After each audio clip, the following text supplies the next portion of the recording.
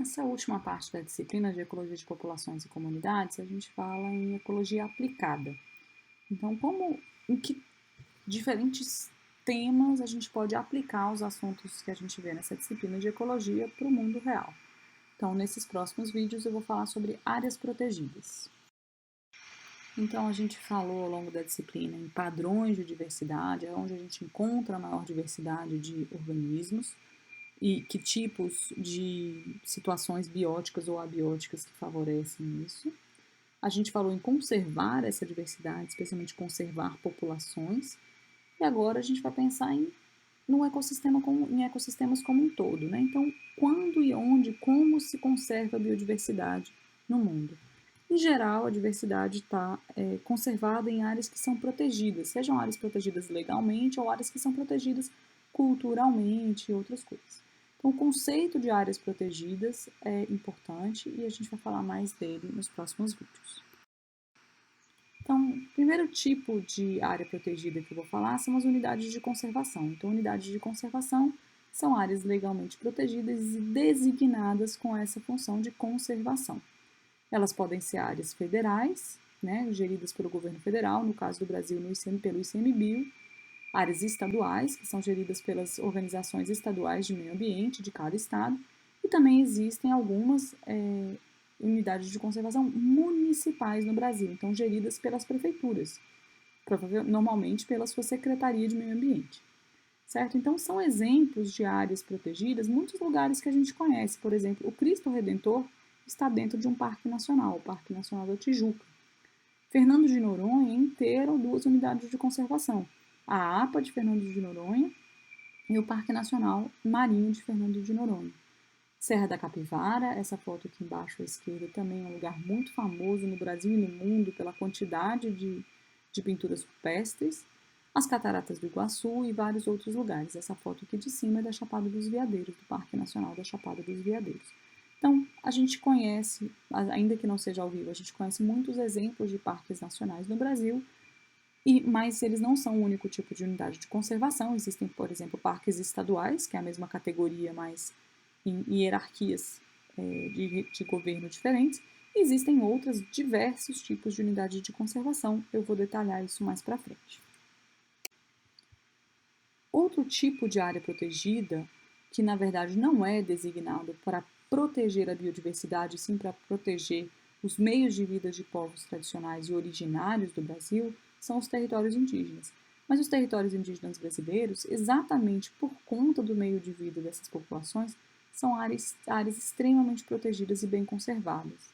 Então, a biodiversidade brasileira está, em grande parte, dentro dos territórios indígenas, exatamente porque esses povos convivem com a biodiversidade e usam a biodiversidade de forma a manter boa parte dos ecossistemas conservados e muitos, inclusive, intactos. São áreas federais, a gestão dessas áreas é feita pelos próprios povos que moram nessas áreas e institucionalmente pela FUNAI. Outros tipos de áreas protegidas no Brasil, que também são territórios tradicionais, aí não dos povos originários, e sim dos povos remanescentes de quilombos, de quilombolas, então das populações africanas que foram escravizadas no Brasil e que, em alguns casos, conseguiram ou fugir durante o período da escravidão ou, após a abolição da escravatura, também se isolaram em pequenas comunidades, porque, obviamente, a sociedade brasileira não se tornou receptiva para as pessoas que antes tinham sido escravizadas. Então, essas áreas de territórios quilombolas também são demarcadas e existe uma titulação para as comunidades, são titulações coletivas, não são individuais, e essa titulação compete ao INCRA no Brasil. E o território passa a ser das comunidades, ele não é mais terra gerida por nenhum órgão federal, é terra federal, mas, na verdade, o direito de uso e posse é das comunidades. Um exemplo de território quilombola reconhecido no Brasil e o maior do Cerrado é o território Calunga, que fica no nordeste do estado de Goiás, é uma área de mais de 300 mil hectares, onde a gente tem uma porção bastante grande do Cerrado, muito bem conservada, com diferentes fitofisionomias, diversos usos tradicionais de plantas e animais do Cerrado e também agricultura de pequena escala e turismo.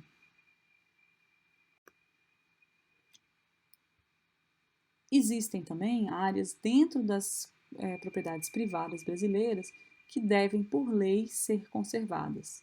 Então, a reserva legal e as áreas de proteção permanente são áreas que devem ser protegidas por lei, segundo a Lei da Vegetação Nativa do Brasil, que é o antigo Código Florestal, a Lei de 2012, que renovou, né, o que era o Código Florestal, estabelece áreas dentro de cada propriedade privada que devem ser conservadas. Então, as áreas de proteção permanente são aquelas, por exemplo, perto de rios, de encostas e de reservatórios de água, e que devem ser mantidas com a vegetação nativa. Além disso, existe uma porcentagem dentro de cada área que deve ser mantida com vegetação nativa em grande parte, que é a reserva legal.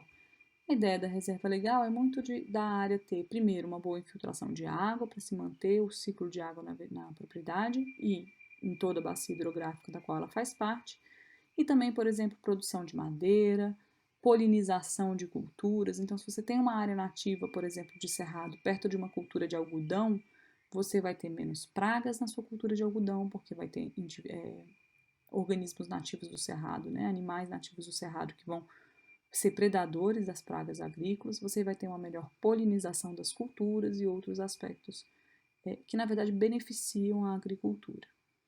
O cadastro ambiental rural é um mecanismo criado no Brasil para se melhorar o entendimento e a distribuição, o ordenamento territorial, né, se entender como são divididas as áreas rurais no Brasil. Então, um cadastro que deve ser feito por cada proprietário é uma declaração. E aí, com isso, o Brasil passou a ter um melhor entendimento da distribuição de terra nas áreas privadas. Isso também ajuda a mapear e mesmo planejar as áreas protegidas dentro das terras privadas. Então, tanto as áreas de proteção permanente, que essas o proprietário não pode decidir onde são, elas são por lei onde o terreno ou a hidrografia indica, mas a reserva legal ela pode ser escolhida pelo proprietário. Então, o mapeamento ajuda, por exemplo, a você mapear e planejar reservas legais de forma que dois vizinhos, por exemplo, possam ter reservas legais contíguas um perto do outro, em vez de você ter duas áreas, por exemplo, de 20 hectares, você ter uma de 40. E isso, em termos de conservação, em termos de dinâmica populacional das espécies nativas, é muito melhor. Existem essas áreas, né? Tanto as reservas legais quanto as áreas de proteção permanente são áreas em que, quando declaradas e definidas na escritura do imóvel, o proprietário para de pagar imposto territorial rural sobre aquelas áreas. Então, é uma área que ele está conservando para o seu próprio benefício, em termos de agricultura e ciclagem de água e nutrientes, mas também para o benefício da sociedade como um todo, e por isso ele não paga imposto sobre aquelas áreas. Então, só para deixar claro aqui, as APPs são áreas definidas por lei, têm esse objetivo de conservar recursos hídricos, a paisagem, estabilidades geológicas, e tem muito a ver com áreas de declive de terreno, áreas próximas a curso d'água, áreas de manguezais e outros aspectos assim. Então, a lei que institui isso neste momento é o que a gente chama de novo Código Florestal, é uma lei de 2012, e é importante que todo mundo conheça quais são essas áreas, onde elas estão e por que elas são áreas de preservação permanente, porque, inclusive, em várias legislaturas, esses conceitos são questionados. Então, por que um proprietário rural deve proteger a beira do seu rio se ele, na verdade, poderia ganhar dinheiro plantando uma monocultura naquela beira de rio? Bom, ele deve proteger a área do seu rio para preservar a sua própria terra, por exemplo, diminuição de erosão e outras coisas, ter polinizadores e outras coisas para sua cultura, mas também para conservar a água de todo mundo que mora embaixo, né, a jusante do rio em que ele está trabalhando. Então, na verdade, quando um proprietário de terra não respeita a área de proteção permanente, desmata, por exemplo, uma mata ciliar perto de um rio e usa agrotóxico, ele pode estar envenenando dezenas ou milhares de pessoas que vivem perto dele, embaixo, e tomam água daquele rio, inclusive cidades inteiras. E a área de reserva legal é uma área que está localizada no interior da propriedade e ela tem a função de assegurar o uso econômico mesmo e o modo sustentável dos recursos naturais. Então, dentro da reserva legal, é possível, por exemplo, tirar madeira. é possível fazer alguns tipos de plantio. Existem regras para a reserva legal e o que não pode acontecer dentro da reserva legal é o corte raso, ou seja, a substituição total da vegetação. Mas pode-se, por exemplo, tirar madeira. A reserva legal surgiu lá no primeiro Código Florestal de 1934 para ser uma reserva de madeira para a propriedade. Então, para o proprietário não ficar sem madeira num período em que, por exemplo, ele pode precisar de madeira para fazer uma cerca e outras várias funções que a madeira pode ter, e ele simplesmente não ter. E o mercado madeireiro no Brasil era bastante desorganizado, aliás, continua sendo, mas essa era a ideia. Então, quem criou a reserva legal pensou nisso, no uso dos recursos de forma sustentável e organizada dentro da propriedade. Essa reserva legal não tem o mesmo tamanho dentro de todo o território brasileiro, então, em biomas como a Caatinga, o Pampa e o Cerrado, a reserva legal é de apenas 20% da propriedade, na Mata Atlântica também, enquanto que na Amazônia é de 80% da propriedade. Na Amazônia Legal, então nos estados do Cerrado em que existe a Amazônia, a reserva legal é de 35%. Esses valores não são valores que indicam a importância dos biomas, talvez sejam valores que indicam como esses biomas são vistos pela sociedade brasileira, mas também como eles já estavam desmatados quando essas áreas foram estabelecidas. Então, se você pensar em floresta tropical úmida, a Amazônia e a Mata Atlântica são duas florestas tropicais úmidas. Por que uma tem uma reserva legal muito maior do que a outra? Porque quando isso foi instituído, já não era possível que proprietários da Mata Atlântica tivessem 80% de reserva legal em seus territórios, pelo simples fato de aquilo já ter sido desmatado nos últimos 400, 500 anos. Uma coisa importante de pensar quando a gente pensa em conservação dentro das áreas privadas ou de uso é que muitas vezes dentro das áreas comunitárias, sejam elas territórios quilombolas, territórios indígenas, ou mesmo as áreas de pequenos agricultores, as áreas privadas, às vezes assentamentos rurais de pequenos agricultores, são áreas muito bem conservadas. A gente tem o uso da terra de diversas maneiras, mas a gente também tem áreas nativas, de vegetação nativa bem conservadas.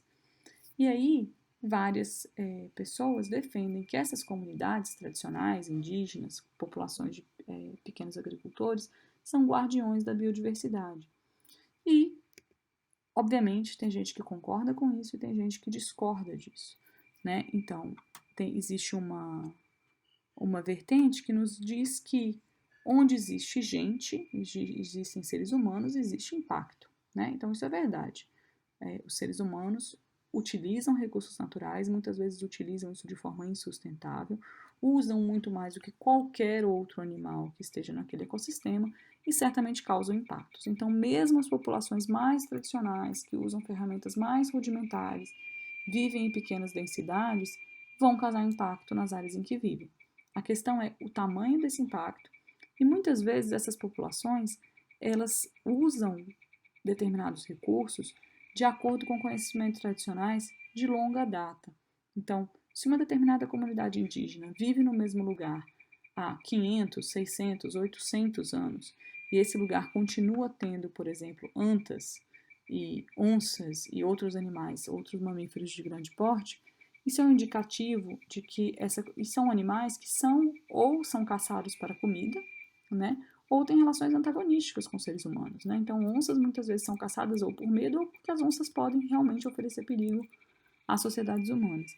Então, quando uma sociedade humana vive nesses lugares e em lugares naturais, né, de vegetação natural, há algumas centenas de anos e esses animais continuam existindo, isso é um sinal de que existe algum tipo de convivência entre esses dois grupos, né, dos grandes animais e das pessoas. E isso pode ocorrer por vários motivos, inclusive por motivos culturais, de que as pessoas sabem manejar. Então, muitas comunidades indígenas hoje em dia têm sistemas de manejo dos seus animais, os animais em que eles caçam. E eles, por exemplo, decidem épocas do ano em que podem caçar determinados bichos e outras não. Tem regras de, por exemplo, só caçar machos ou só caçar fêmeas depois de um determinado período do ano, só caçar bichos maiores de um determinado tamanho e por aí vai. Então, todas essas regras de manejos que são culturais, muitas vezes são a forma dessas pessoas manejarem as populações para que elas continuem existindo. né? E aí não é porque, o mito do bom selvagem, as pessoas que moram em contato com a natureza, amam a natureza. Sim, elas amam a natureza e elas vivem em contato com a natureza, mas elas também têm um instinto de sobrevivência, elas precisam da natureza para sobreviver. Elas usam o recurso de forma muito mais direta do que as sociedades urbanas. E a partir disso, elas desenvolvem formas de usar isso de forma mais racional e sustentável. E uma coisa importante da gente pensar é que muitas vezes as comunidades indígenas e tradicionais vivem em áreas com altíssimo valor para a conservação, ou seja, altíssima diversidade biológica. Então, mesmo que a gente não saiba como, parece uma correlação muito direta, onde eu tenho muitas comunidades tradicionais que vivem em contato com a natureza, muitas vezes há centenas ou milhares de anos, eu tenho também uma grande diversidade biológica. Então, mesmo que a gente não entenda o mecanismo, a gente tem que entender que existe essa correlação, então, muito provavelmente, as populações tradicionais, talvez elas não conservem toda a biodiversidade, mas elas ajudam muito a conservar boa parte delas.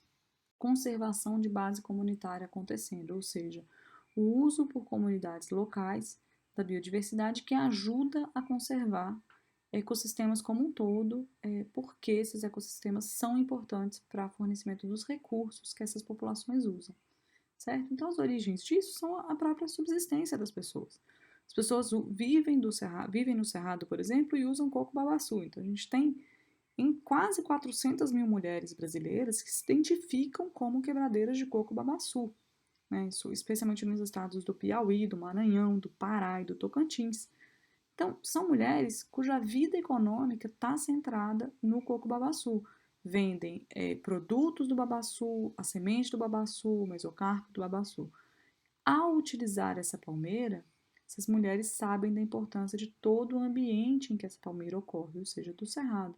E muitas vezes essas comunidades ajudam a conservar áreas nativas do cerrado, né? Porque os seus meios de vida incluem o uso da biodiversidade.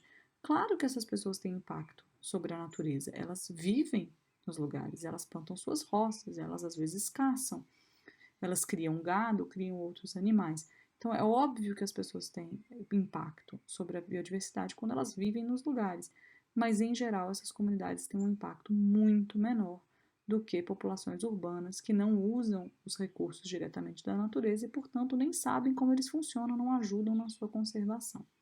Tá? Então, o valor disso para a conservação é altíssimo.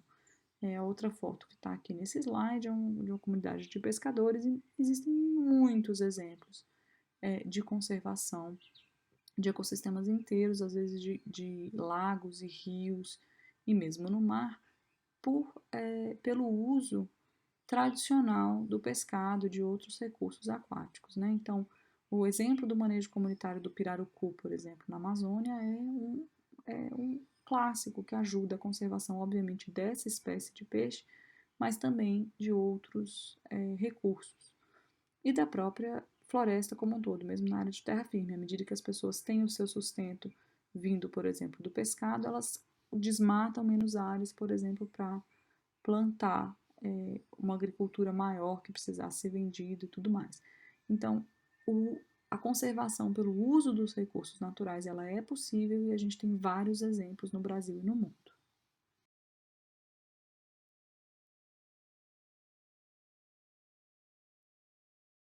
Alguns exemplos do Cerrado. Então, nessa primeira foto aqui, a gente tem mulheres da comunidade da Mumbuca, lá no Jalapão, com seus produtos de capim-dourado. O capim-dourado se tornou, a partir do início dos anos 2000, a principal fonte de renda de várias comunidades locais, tradicionais e não tradicionais, então quilombolas e não quilombolas, na região do Jalapão.